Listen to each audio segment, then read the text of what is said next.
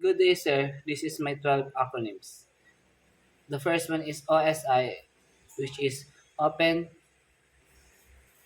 System Interconnection. Next is FTP or File Transfer Protocol.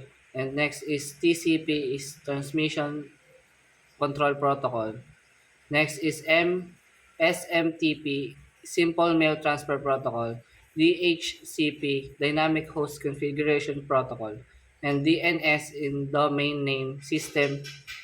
Then IP stands for Internet Protocol and UDP, User Datagram Protocol.